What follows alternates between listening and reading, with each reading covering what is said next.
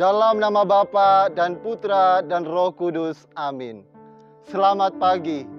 Selamat berjumpa kembali dalam renungan harian edisi tanggal 24 Maret tahun 2021. Bapak, Ibu, saudara-saudari yang dikasihi Kristus.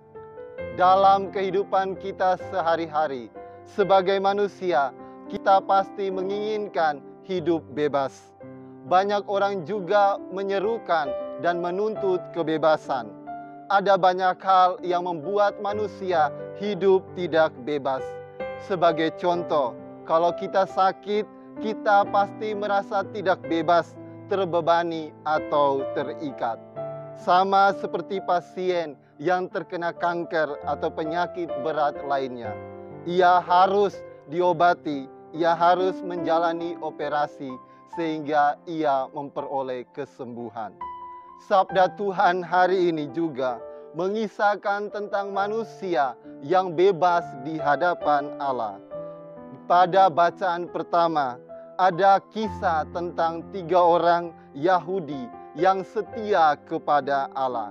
Sadrak, Mesak, dan Abednego adalah orang yang mengetahui kebenaran untuk menyembah Tuhan saja, bukan menyembah berhala yang didirikan oleh Raja Babel, yaitu Nebukadnezar.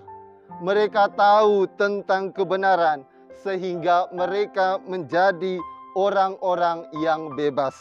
Mereka juga menjadi berani dan tidak takut akan penyiksaan atau penganiayaan yang dilakukan oleh Raja Babel itu.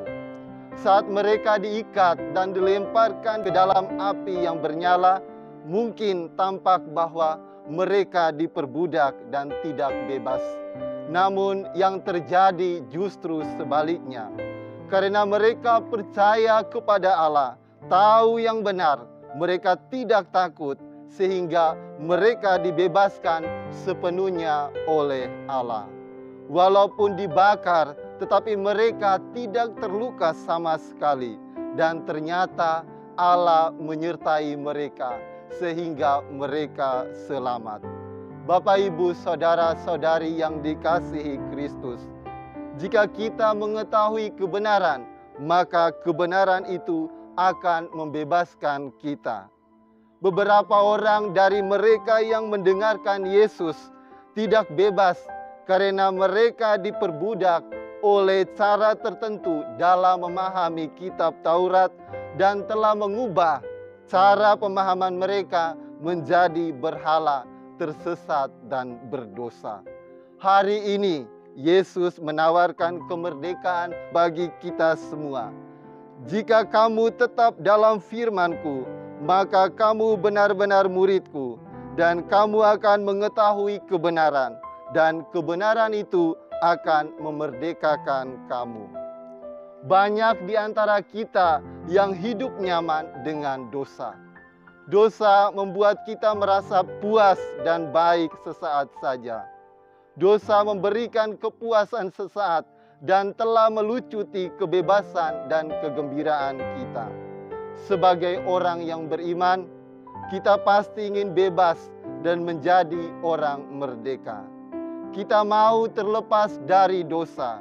Proses melepaskan dosa membutuhkan pengorbanan dan komitmen yang benar. Kita harus kembali percaya kepada Tuhan.